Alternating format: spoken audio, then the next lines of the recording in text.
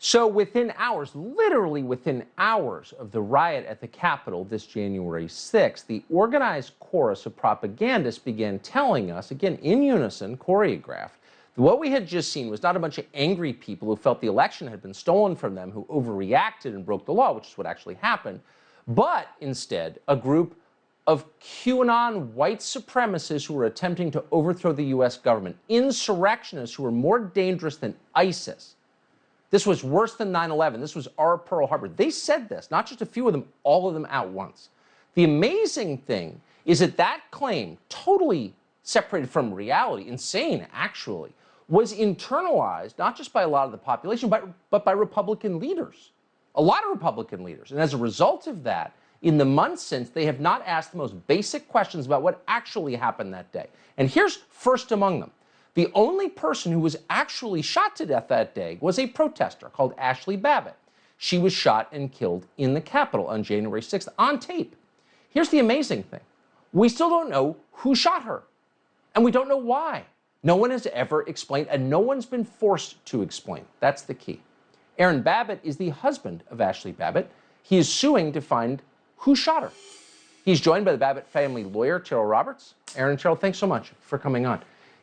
Aaron, first to you, thanks very much for coming on. I'm genuinely sorry about what happened to your wife.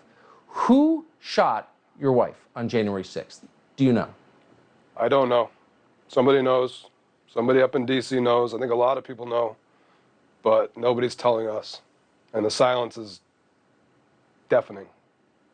I mean, you're an American citizen. Did you know that in this country, you can be shot to death by a government employee and no one explains who did it or why? Did that even occur to you before January 6th? No. That never occurred to me. And furthermore, I never expected to lose my wife to political violence. So, what I have to ask, I mean, how do you feel about seeing her characterized the way that you have? How do you feel about the total lack of interest in her death? It sickens me to hear what people say about Ashli. There's never been a person that Ashli ran across in her daily life that didn't love her and wouldn't remember her in some way, shape, or form for the rest of her life. But this is the game. This is the social media craziness that, you know, people just run with a theory and just take off with it. And, you know, it's up to us. You know, it's up to us and the ones that love her and people like you for not giving up on it. So I appreciate that, Tucker.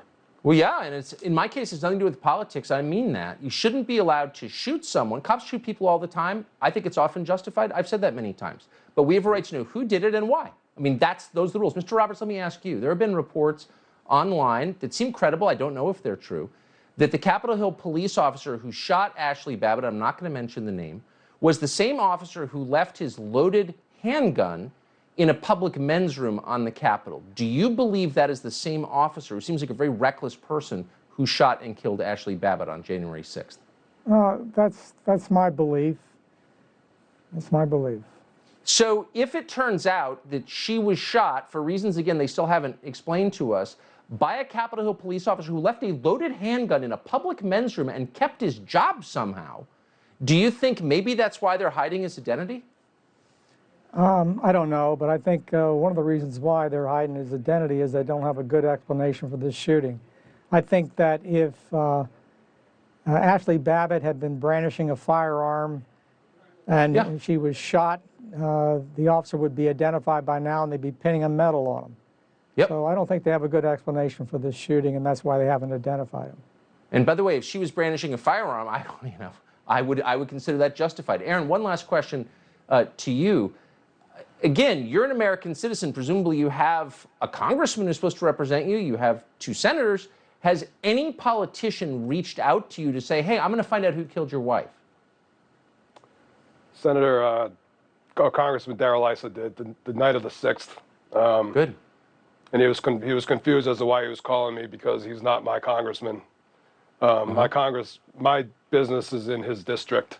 I never heard from the congressman that supposedly represents me here in San Diego.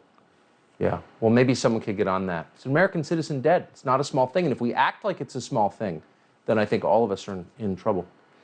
Aaron, Joe Roberts, thank you both very much for coming on tonight. I appreciate it. Thank you. Thank you, Tucker.